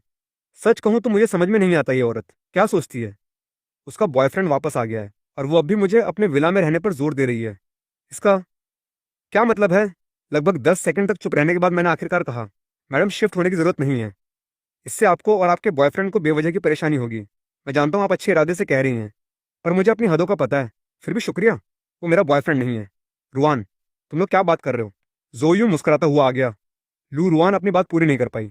मी फैन, रुआन और मैं बाहर खाना खाने जा रहे हैं। आपको अब और परेशान नहीं करेंगे। जोयू यूं चेहरे पर हल्की सी मुस्कान थी। आखिर लू रुआन ने अपना जाम कैंसिल करके खास मेरे साथ पूरी सुबह हॉस्पिटल में बिताई थी। मुझे शुक्रिया अदा करना चाहिए। जी जी फैन, क्या आपके पास वक्त है या हम तीनों साथ चलें? मैं परेशानी नहीं देना चाहता, मुझे कुछ काम है। मैं उन्हें चकमा देकर आगे निकल गया। लू रुआन मेरी पीठ की तरफ एक अजीब सी भावना से देखती रही। चलो रुआन, मुझे एक होटल का पता है जहाँ का खाना बहुत अच्छा है, चलकर ट्राई करते हैं। सॉरी जो यूं, कंपनी में कोई अर्जेंट काम है, अगली बार हो जाएगा। लू रुआन ने शर्मिंदगी से कहा। सच में? तो अपना काम देखो, आगे बहुत वक्त है। जो यूं बड़े सलीके से बोला। अगली बार मैं लेकर आऊंगा। लू रुआन ने कुछ ज्यादा नहीं कहा और हॉस्पिटल से बाहर चली गई। मुड़ते ही जो यूं का चेहरा अचानक गहरा हो गया और उसने मेरे जाने की दिशा में एक ठंडी नजर डाली। डॉ जियान, गुड आफ्टरनून। हॉस्पिटल के ऑफिस में मैं डॉ जियान से मिला। जवान बेटा, बैठो। सफेद बालों वाले डॉ जियान बहुत ही लाडले लग रहे थे। डॉ जियान, क्या मेरे दादाजी को कुछ हुआ है? मैंने घबराकर पूछा। अभी टेंशन मत लो, पहले डॉ जियान की बात सुन लो। सु श्योक्सु एक तरफ बैठकर मुझे ढाढ़स बंधा रही थी। जवान बेटा, कुछ दिनों पहले जब मैंने तुम्हें देखा तो तुम्हारा मूड ठीक नहीं था। मैं सच नहीं बताना चाहता था, पर सोचा मरीज के परिवार को सच पता होना चाहिए, मुझे छुपाना नहीं चाहिए। ये कहते हुए डॉ जियान ने एक डायग्नोसिस रिपोर्ट मेरे सामने रख दी। तुम्हारे दादाजी की हालत ठीक नहीं है। वो पहले से ही भारी स्मोकर थे, इसलिए उनके फेफड़ों की हालत पहले से खराब थी। 3 साल पहले उस आग में उन्होंने बहुत सारा धुआं अंदर ले लिया, जिससे उनके फेफड़े और ज्यादा खराब हो गए। अब उन्हें लंग कैंसर की चौथी स्टेज हो चुकी है। रूढ़िवादी तरीके से देखें तो शायद उन्हें 2 महीने भी नहीं बचे होंगे। ये तो अचानक आसमान से बिजली गिरने जैसा था। मैं हक्का बक्का रह गया। डॉ जियान, ये कैसे हो सकता है? जब चेन दादाजी पहले हॉस्पिटल में भर्ती हुए थे तो हमने पूरा मेडिकल चेकअप कराया था। उस समय कैंसर का कोई सबूत नहीं मिला था। सु श्याओक्सु का चेहरा पीला पड़ गया। पहले ध्यान ज्यादातर जलने पर था। डॉ जियान ने पूछा। सु श्याओक्सु ने सिर हिलाया। वो बर्न यूनिट की डॉक्टर हैं, इंटरनल मेडिसिन की एक्सपर्ट नहीं है। यही वजह है। बूढ़ा आदमी काफी दिनों से हॉस्पिटल में था। शायद भर्ती होते समय ही पूरा चेकअप हुआ था। बाकी समय ज्यादातर जलने पर ध्यान दिया गया। डॉ जियान ने आगे कहा, फेफड़ों की कुछ बीमारियां शुरुआत में बहुत छुपी होती हैं। जब बहुत छोटी होती हैं तो पता नहीं चल पाता। ये बीमारी पिछले 3 सालों के दौरान बचाव के अभाव में धीरे धीरे बढ़ती गई। सु श्योक्सु का चेहरा मुरझा गया। वो चेन दादाजी की बर्न यूनिट की मुख्य डॉक्टर थी, इसलिए वो खुद को दोषी मान रही थी कि बीमारी को इतना बढ़ने दिया। वो एक पल के लिए भूल गई कि मुझे कैसे सामना करना है। हालांकि मैं बेहद दुखी था, फिर भी मैंने सु श्योक्सु के मूड में उतार चढ़ाव को नोटिस किया। ये तुम्हारी गलती नहीं है, तुम बर्न यूनिट की डॉक्टर हो, बस जलने का इलाज करो।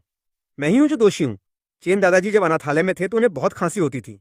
मैं ही था जिसने उसे छोटी बीमारी समझकर नजरअंदाज कर दिया। मैंने ही उन्हें नुकसान पहुंचाया। सु श्याओक्सु की आंखें लाल हो गईं।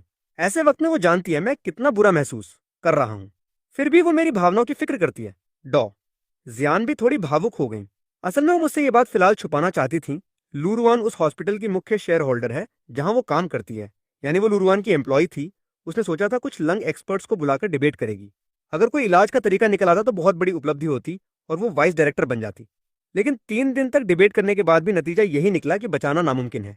इसलिए आज वो आकर मुझे सच बता रही थी ताकि मैं मानसिक रूप से तैयार रहूं। अब लग रहा था कि ये जवान सच में बहुत अच्छा है। हैंडसम, शिक्षित, फिल्मी, ईमानदार और विनम्र। कोई आश्चर्य नहीं कि लू रुआन जैसी अप्सरा उसे पसंद करती है। जवान, भले ही बीमारी पूरी तरह ठीक नहीं हो सकती, फिर भी कुछ देर के लिए रोका जा सकता है। ये तुम पर निर्भर है कि क्या चुनाव करते हो। मैंने तुरंत पूछा कि अगर जिंदगी बढ़ाई जा सकती है तो यही सबसे अच्छा होगा। डॉ जियान ने सिर हिलाया। पर इसके लिए बहुत सारे पैसे चाहिए। हाल ही में यूरोप से एक अच्छी टारगेटेड थेरेपी दवा आई है, पर कीमत थोड़ी ज्यादा है। एक डोज की कीमत 2 लाख है। तुम्हारे दादा को महीने में कम से कम 2-3 डोज चाहिए। अगर आगे चलकर दवा रेसिस्टेंस डेवलप होता है तो ये मात्रा और बढ़ जाएगी। मैंने बिना सोचे समझे कहा पैसों का इंतजाम करूंगा। हॉस्पिटल से निकलकर मैंने बस स्टॉप की तरफ पैर बढ़ाया। मेरे दिमाग में चेन दादाजी के साथ बीते हुए लम्हे घूम रहे थे। उन्होंने कूड़े के ढेर से उठाया था। अनाथालय की जाओ दादी ने बताया था। उस समय मैं होश में नहीं था, तेज बुखार था। अगर चेन दादाजी न होते तो शायद मैं कूड़े के ढेर में ही मरा होता और कूड़े की तरह जला दिया जाता। बचपन में मुझे सबसे अच्छा लगता था चेन दादाजी की गोद में बैठकर उनकी कहानियां सुनना। वो दूसरे बच्चों से छुपकर मुझे जेब खर्च देते, मेरा बर्थडे याद रखते और मुझे वो गिफ्ट देते जो मैं सबसे ज्यादा चाहता था। और जब मेरे पढ़ाई में मार्क्स कम आते तो मुझे खूब डांटते भी थे। ये मेरी इस दुनिया में सबसे अपने हैं, मेरा एकमात्र सहारा है। पिछली जिंदगी में भी एक दादाजी ने पाला था। अब जब दोनों आत्माएं मिल गई हैं तो दादाजी को खोने के इस दर्द को और गहराई से महसूस कर रहा हूँ। चलते चलते मेरी आंखों से आंसू छलक पड़े। तभी फोन बजा। मैंने कॉलर आईडी देखा। मेरे चेहरे पर एक लाचारी आ गई। हेलो। अब तो अपनी माँ को भी नहीं पहचानते। इतने साल पाले, सब बेकार। एक करकटी औरत की आवाज आई। ये चेन फैन थी, मेरी वही गोद माँ। 5 साल की उम्र से 10 साल की उम्र तक उसने मुझे पाला। शुरू के सालों में उन्होंने मुझे प्यार दिया, अपने बच्चे की तरह पाला। पर जब मैं 8 साल का हुआ तो चेन फैन, जिसे डॉक्टरों ने बांझ बता दिया था, वो अचानक गर्भवती हो गई। 10 महीने बाद उसने एक गोरे चिट्टे बच्चे को जन्म दिया। इससे वो बहुत खुश हुई। पर मेरे लिए उस दिन से मुसीबतें शुरू हो गईं। अपना बच्चा होने के बाद उन्हें मुझसे कुछ अच्छा नहीं लगता था। 9 साल की उम्र में मैंने घर के सारे काम करने शुरू कर दिए। अगर वो नाराज होते तो मुझे पीटते और डांटते। 1 साल बाद उन्होंने मुझे सीधा अनाथालय में छोड़ दिया। ये बात यहीं खत्म हो जानी चाहिए थी, पर 3 साल पहले उन्होंने कहीं सुन लिया कि मैंने एक बड़ी मालकिन से शादी कर ली है। वो हर दूसरे दिन मुझे परेशान करने लगे, मुझे नालायक कहने लगे। अगर मुझे न पाते तो अनाथालय जाकर पूरा अनाथालय ही गड़बड़ कर देते। मैं इतना परेशान हो गया कि सोचा कम से कम कुछ साल तो उन्होंने पाला था और शुरू में अच्छा बिहेव किया तो एक बार में उन्हें 2 लाख दे दिए। ये पैसे लेने के बाद वो कुछ देर शांत हुए, पर 6 महीने में ही फिर से अपनी पुरानी आदत ले आए। कहने लगे कि पैसे बहुत कम हैं, ये पता करके कि मैं फिल्में कर रहा हूँ। उन्होंने मुझे रिपोर्टरों के सामने बदनाम करने की धमकी भी दी ताकि लूरवान की छवि पर असर पड़े। मैंने इन 3 सालों में बार बार समझाने की कोशिश की, पर इससे उनका लालच ही बढ़ा। मुझे सोचने की भी जरूरत नहीं है कि चेन फैन का फोन जरूर पैसे मांगने के लिए होगा। मैंने तंद्रा से अपनी कनपटी मलते हुए कहा, ऐसा मत कर बता। तुम्हारा छोटा भाई कॉलेज एग्जाम देने वाला है, पक्का अच्छे कॉलेज में जाएगा। अभी घर में पैसे नहीं हैं। तुरंत 2 लाख ट्रांसफर कर ताकि वो कॉलेज जा सके। चेन फैन के तीखे स्वर ने मुझे चौंका दिया। मैंने सिसकते हुए कहा, चेन आंटी, सच में मेरे पास पैसे नहीं हैं। झूठ बोलता है। मुझे पता है जिस मालकिन से तुमने शादी की है उसके घर में हजारों करोड़ हैं। 2 लाख निकालने में तुझे हिचक हो रही है? तू आदमी है भी या नहीं? अगर मैंने तब तुझे गोद न लिया होता तो तू भूखा मर गया होता। नालायक। चेन फैन चिल्लाई। मैंने तुमसे पहले ही कहा था, उसके साथ सिर्फ कॉन्ट्रैक्ट की शादी है। मैं सिर्फ एक एम्प्लॉय हूँ। क्या तुम सच में सोचती हो वो जैसी मालकिन मुझ यतीम की तरफ देखेगी? मैंने थक कर कहा, साथ ही मेरा उनका कॉन्ट्रैक्ट खत्म होने वाला है। अब सच में मेरे पास पैसे नहीं है। चेन दादाजी बहुत बीमार है, मुझे उनके लिए बहुत सारे पैसे चाहिए। चेन आंटी प्लीज, मैंने तो तुम्हें इन सालों में लाखों दिए हैं। तुमने अपना विला बना लिया, गाड़ी ले ली, अब मुझे छोड़ दो। चेन फैन ने सुनकर बुलंद आवाज में गालियां दी। कमीना, मत सोच तू मुझे बेवकूफ बना सकता है। मुझे पता है शहर की अमीर औरतें हमेशा ऐसे ही पिल्ले पालती हैं। वो मालकिन तुझे हैंडसम देख कर रख रही है और तू मुझसे कह रहा है पैसे नहीं है। कौन यकीन करेगा? तू चाहता है कि मैं तुझे छोड़ दूं? ठीक है, एक बार में 1 करोड़ दे दे, कसम से तुझे परेशान नहीं करूंगी। 1 करोड़ सुनकर मैं सन्न रह गया। उसने सच में मांग लिया। उस मालकिन के पास हजारों करोड़ हैं। 1 करोड़ तो कुछ भी नहीं है। मैं तुझे बता दूं, 1 करोड़ के बिना तू मुझसे नहीं बच सकता। मैं तुझे जिंदगी भर परेशान करती रहूंगी। तूने मेरे परिवार को अच्छे से नहीं जीने दिया, तो मैं भी तुझे नहीं जीने दूंगी। चेन फैन ने मजाक उड़ाया। तुम जो कर सको करो। मैंने सीधे लाइन काट दी। मुझे इससे कोई फर्क नहीं पड़ता। चेन फैन ने उसके बाद एक के बाद एक फोन करती रही, मानो उसकी जान लेनी हो। मैं जानता था चेन फैन जैसी औरत बहुत बेरहम होती है। पहले मुझे डर था कि कहीं इससे लुरवान पर असर पड़े, इसलिए बार बार समझौता करता रहा। पर अब चेन दादाजी की जान बचाने के लिए पैसे चाहिए और मेरा लूरवान से कॉन्ट्रैक्ट खत्म हो गया है। अब मैं समझौता नहीं करना चाहता। अब तो बस पैसे कमाना चाहता हूँ ताकि चेन दादाजी की जिंदगी जितनी हो सके उतनी बढ़ा सकूं। फिर मैं एक बार में चला गया। आज के झटकों ने मुझे बेहद निराश कर दिया था। बस दिल हल्का करने के लिए एक ड्रिंक लेनी थी। एक बड़ा गे बार था जहाँ भीड़ बहुत होती थी। पहले जब मैं वहाँ सिंगर था तो हर रात बार पैक रहता था। इस बार के मालिक ने बहुत अच्छे से मैनेज किया था। तुम यहाँ क्या कर रहे हो जवान? बार में घुसते ही ईटा। तकरीबन 30 साल की एक खूबसूरत महिला चमक उठी। वो मेरे पास आई। उसने एक अजीब सी आवाज में कहा। मैंने उसे भाई यू कहकर बुलाया। ये औरत यू रॉन्ग थी, इस बार की मैनेजर। पहले जब मैं यहाँ काम करता था तो मेरी बहुत देखभाल करती थी। आज पैसे खर्च करने आया हूँ। मैंने सोचा था खास मिलने आया है। क्या निराशा है। यू रॉन्ग ने मुझे घूर कर देखा। मैंने गिड़गिड़ाते हुए अपना सिर खुजाया। बड़ा एहसान फरामोश है। एक अमीर औरत के साथ पट गया तो अब गरीब दोस्तों को भूल गया। पिछले 3 सालों में एक बार भी नहीं लौटा। यूरोंग का स्वर उदास था। क्या तुम्हें पता है जूएर कितना दुखी रहती है? यूरोंग ने लाचारी से कहा। तुम्हारे जाने के 1 महीने के भीतर ही वो चली गई। मैं इन सालों में उसके संपर्क में हूँ। 2 साल पहले उसने एक टैलेंट शो में भाग लिया। टॉप 10 में आई। अब एक एजेंसी से साइन किया है। हालांकि बहुत पॉपुलर नहीं है, पर कुछ विज्ञापनों के पैसे आ जाते। बार में सिंगर की नौकरी करने से बहुत बेहतर है। मैंने कहा सच में? बहुत अच्छी बात है। मुझे पता है सिंगर बनना हमेशा उसका सपना रहा है। मैं अपनी दोस्त के लिए बहुत खुश हुआ। यूरोंग ने रुककर पूछा, अब तुम कैसे हो? उस अमीर औरत के साथ अच्छी? आजकल? मैंने कुछ ज्यादा बताना उचित नहीं समझा। ऐसे ही है भाभी। आपके पास बहुत सारे ग्राहक हैं। मैं आपका टाइम नहीं खराब करूंगा। मैं कोने में जाकर बैठूंगा। कोने में जाकर मैंने 2 बोतलें ऑर्डर की और अकेले पीने लगा। बीच बीच में यू रॉन्ग भी आकर एक पेग लगा गई। जैसे जैसे मेरा थोड़ा नशा चढ़ा, अचानक मैंने एक पहचानी हुई आवाज़ सुनी। तुम यहाँ क्या कर रहे हो? जैसे ही मैं थोड़ा उचाट हुआ, अचानक मैंने पास में एक हैरानी भरी आवाज़ सुनी। क्या कर रहे हो भाभी श्याओक्स्यू? मैं चौंक कर पीछे मुड़ा और सू श्याओक्स्यू को देखा। वो आमतौर पर सफ़ेद कोट में दिखती है, बहुत सलीकेदार। पर आज रात उसने एक टाइट ब्लैक ड्रेस पहन रखी थी। उसकी बॉडी बहुत सेक्सी लग रही थी, बहुत सुंदर थी। मैंने देखा कि मेरे आसपास के लोगों की गर्म निगाहें उसी पर टिकी थीं। मेरा मूड अच्छा नहीं है। ड्रिंक करने आई थी। सोचा नहीं था तुम यहाँ मिलोगे। सू शाओक्सू ने मेरे सामने बैठकर वेटर से एक बोतल वाइन मंगवाई। मुझे पता है तुम्हारा मूड अच्छा क्यों नहीं है। मैंने उसे दिलासा दी। भाभी शियाओ, दादाजी की बात का तुमसे कोई लेना देना नहीं है। इसे मत लो। अगर तुम ऐसा करोगी तो मुझे बहुत बुरा लगेगा। और तुम, क्या तुम्हें भी दादाजी की वजह से मूड खराब है? सू शियाओ ने सिर उठाकर मुझे देखा। मुझे याद आया तुमने कहा था कि तुम्हें शराब पीना, खासकर नशे से सख्त नफरत है।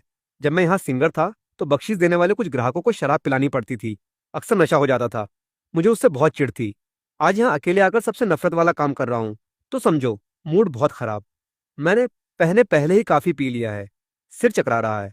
गाल गुलाबी हैं। ये सुनकर मैंने व्यंग्यात्मक हंसी के साथ कहा, भाभी, मुझे बस लगता है मैं एक नाकाम आदमी हूँ।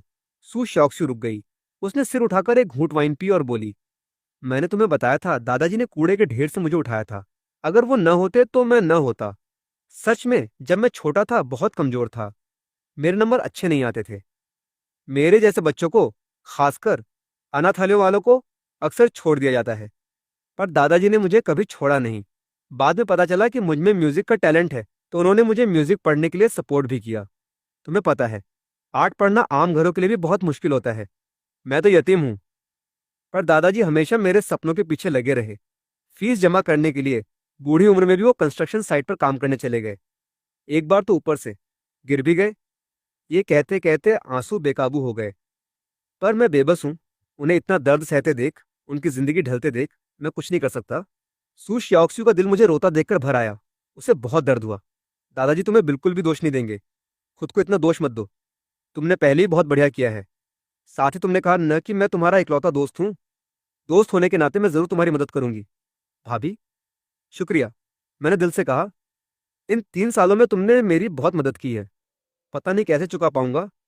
सू श्याओक्स्यू हल्के से मुस्कुराई। पगले, उस दिन तुमने मुझे चाकू से बचाया। क्या उस जान बचाने के एहसान को भुला सकते हो? साथ ही मरीज की देखभाल करना मेरा डॉक्टर का फर्ज है। मेरी शराब पीने की क्षमता बहुत कम है। एक बोतल वाइन पीने के बाद मेरा दिमाग दंग रह गया। मैं टेबल से ही नहीं उठ पाया। सू शाओक्सू ने बड़ी मुश्किल से मुझे कार में बिठाया और एक ड्राइवर को बुलाकर योंग चेन विला एरिया छोड़ने को कहा। उसे अब तक पता नहीं था कि मैं विला एरिया से शिफ्ट हो चुका हूँ। पहले कई बार वो मुझे यहाँ छोड़ चुकी थी, इसलिए उसे जगह का पता था। बस उसके पास लूरवान का नंबर नहीं था। उसने अपने फ़ोन से लूरवान को फ़ोन लगाया। दूसरी तरफ से एक ठंडी आवाज़ आई, क्या आप मिस लियू हैं? लिन यांग बहुत नशे में है। प्लीज़ आप कंपाउंड के दरवाजे पर आकर उसे ले जाइए। तुम कौन हो? दूसरी तरफ एक औरत की आवाज़ सुनकर लूरवान ने पूछा। मैं उसकी दोस्त हूँ। लूरवान कुछ सेकंड चुप रही। करीब 10 मिनट बाद लू रुआन कैजुअल ड्रेस पहने दरवाजे पर आई। उसने सू शियाओक्सू को कार के दरवाजे पर खड़ा देखा तो थोड़ा चौंक गई। यह औरत बहुत खूबसूरत थी। शक्ल में उससे कोई कम नहीं थी, बल्कि उसमें एक विद्वता थी जो लू रुआन में नहीं थी। जैसे दक्षिणी शहरों की कोई कोमल नारी। उसे पता नहीं था कि उसकी इतनी खूबसूरत दोस्त कैसे है।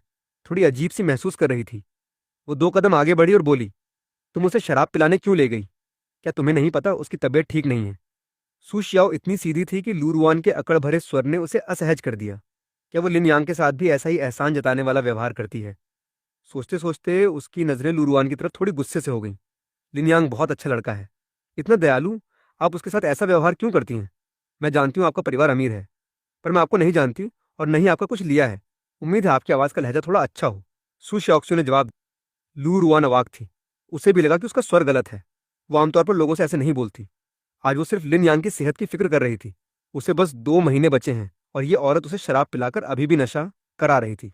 इसलिए वो इतना गुस्सा हुई। मुझे दे दो, मैं उसे वापस ले चलती हूँ। सु शियाओक्सु ने तेवर दिखाते हुए कहा। मिस लियू, लिन यांग की दोस्त होने के नाते मुझे लगता है मुझे थोड़ी बात कहने का हक है। उसके पास न पैसा है न ओहदा। नहीं, वो तुम्हारे लियू परिवार से जुड़ता है, पर वो बहुत अच्छा आदमी है। वो प्यार पाने के लायक है। उम्मीद है आप उसके साथ थोड़ी नरमी बरतें। अगर आप उसकी कद्र नहीं करते तो बाहर बहुत लोग जो करना चाहेंगे। उसे नहीं पता था कि लू रुआन और मेरे बीच आम तौर पर कैसा व्यवहार होता है, पर वो अंदाजा लगा सकती थी कि यह औरत मेरे साथ अच्छा व्यवहार नहीं करती, वरना 100 अरब की मालकिन उसके पति के इलाज के खर्च के लिए इतना परेशान न होता कि वो नशे में बार में रो रहा होता। मेरा और उसका कोई लेना देना नहीं है, पर फिर भी उसे यहाँ छोड़ने के लिए शुक्रिया। लू रुआन ने उसे गहरी नजर से देखा, फिर नशे में डूबे मुझे कार से बाहर निकाला और विला के अंदर चली गई। घर लौटकर उसने मुझे बिस्तर पर गिरा दिया। काफी देर तक हाँफती रही, फिर शांत हुई। धीरे धीरे वो मुझे ऐसे ही देखती रही, इस आदमी को ध्यान से देखती रही जिसके साथ वो इतने सालों से रह रही थी। मैं नशे में था और असामान्य रूप से शांत था। न कोई शोर मचाता हूँ, न बकवास करता हूँ, जैसे गहरी नींद में हूँ। शक्ल सूरत के लिहाज से ये आदमी सच में कमाल है। लू रुआन ने बहुत सारे हैंडसम आदमी देखे हैं, पर मैं जरूर टॉप 3 में आऊंगा। लू रुआन ने कुछ देर चुपचाप एक जटिल नजर से देखा, फिर बाथरूम जाकर तौलिया लाया और मेरा चेहरा पोंछा, फिर मुझे कंबल ओढ़ा दिया। उस समय मैं अभी भी सोया हुआ था। मुझे लू रुआन की करतूतों के बारे में कुछ पता नहीं था। स्टडी रूम में आकर लू रुआन ने जियान को फोन मिलाया। प्रेसिडेंट लियू, बताइए, लिन की हालत कैसी है? उम्मीदवार नहीं है। वो आज आई थी। समस्या और गंभीर होती जा रही है। मैं कुछ दोस्तों के साथ डिबेट कर रहा था। अभी सबसे अच्छा तरीका यूरोप से टारगेटेड दवा मंगवाना है। डॉ जियान ने कहा। एक शीशी 2 लाख, महीने में करीब 3 शीशी। लू रुआन को तो ये रकम कोई मायने नहीं रखती। वो पूछती है इस दवा से वो कितने दिन और जी सकता है। ये दवा तो शुरू में असरदार है, पर रेसिस्टेंस भी जल्दी डेवलप हो जाता है। पहले 2 महीने सबसे अच्छे काम करते हैं, फिर डोज बढ़ाना पड़ता है। आखिर में ये बेअसर हो जाती है। डॉ जियान ने कहा। मेरे अनुमान से इस दवा से बस सबसे ज्यादा 6 महीने और बचा सकते हैं। लू रुआन थोड़ी देर रुकी। पैसे की कोई समस्या नहीं है, अगर तुम उसे और जिंदा रख सको तो। मैं ये एहसान याद रखूंगी। प्रेसिडेंट लियू, आप चिंता मत करो, मैं पूरी कोशिश करूंगा। फोन रखकर लू रुआन ने थोड़ी थकान के साथ अपनी कनपटी मलते हुए कमरे में आकर मुझे कुछ देर अनिश्चित नजरों से देखा। कुछ ही मिनटों में उसने दोबारा फोन लगाया। डोंग जियान, बिल्डिंग के रूम 308 में जाकर सामान पैक करके मेरे विला में भेज दो।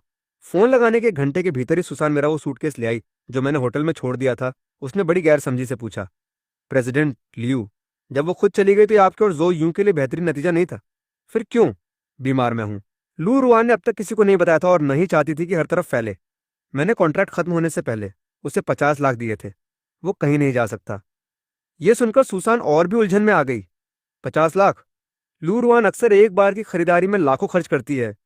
क्या सच में उसे इन 50 लाखों की फिक्र है? उसने अजीब नजरों से लू रुआन को देखा। प्रेसिडेंट लियू, कहीं ऐसा तो नहीं? बात पूरी न होने दी। लू रुआन ने उसे रोका। सुसान अवाक रह गई। उसने फिर कहा। रुआन, तुम और जो यूं आखिरकार एक हो गए। उसे इतने सालों से तुम इंतजार कर रही थी, अब वो लौटा ही है। अगर तुम अभी भी लिन यानगांग के साथ उलझी रहोगी तो जोयूं को अच्छा नहीं लगेगा। लू रुआन ने उसे घूर कर देखा और कहा। तुम्हारी बातों में इन दिनों बहुत ज्यादा बढ़ोतरी हो गई है। मुझे क्या करना चाहिए ये तुम्हें मैं सिखाऊं? जाओ। सुसान के जाने के बाद वो लिविंग रूम में थोड़ी देर अवाक खड़ी रही। उसे हमेशा पश्चिमी साहित्य पढ़ना बहुत पसंद था, खासकर उस तरह के प्लेटोनिक सोलमेट की। कॉलेज में जो यू ने उसका खूब पीछा किया था। उस समय जो यू कैंपस में जाना माना आइकन था। हैंडसम, अच्छा परिवार, टैलेंटेड, लड़कियों के बीच काफी पॉपुलर था। लू रुआन की भी उसके लिए थोड़ी भावनाएं थीं और वो उसके लगातार पीछा करने से दूर नहीं हो सकती थी।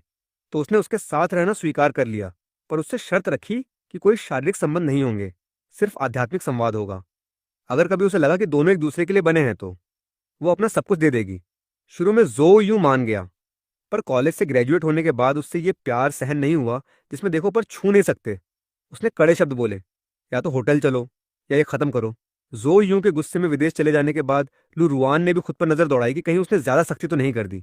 आखिर आज के समाज में अगर कोई 1 साल से ज्यादा रिलेशनशिप में रहते हुए भी बॉयफ्रेंड को छूने नहीं देती तो वो तो बहुत अजीब है। जितना सोचती उतना जो यूं के प्रति अपराध बोध बढ़ता जाता। उसने सोचा था जब जो यूं वापस लौटेगा, अगर दोनों अब भी एक दूसरे से प्यार करते हैं तो वो उसे सब कुछ दे देगी। लेकिन जो यूं के लौटने के दिन, जब उसने उसे एयरपोर्ट पर देखा, हालांकि उसका चेहरा पहले से ज्यादा हैंडसम था और उसमें निखार था, पर उसके दिल में उतनी खुशी नहीं थी जितनी उसने सोच रखी थी। लू रुआन स्वभाव से ही रुखी है। जो यूं के साथ जो 1 साल उसने प्यार किया, उसमें भी वो बहुत कम साथ रही। ज्यादातर वक्त जो यूं ने बाहर फिल्म की थी, इसलिए प्यार के मामले में वो थोड़ी अलग सोचती है और अब तक वो साफ नहीं है कि उसके दिल में जो यूं के लिए कैसी भावना है। हो सकता है थोड़ा प्यार बाकी है, या सिर्फ पुराना दीवानापन है। वो सोच ही रही थी कि अचानक उसे मेरे कमरे से आवाज आई। वो थोड़ी डरी,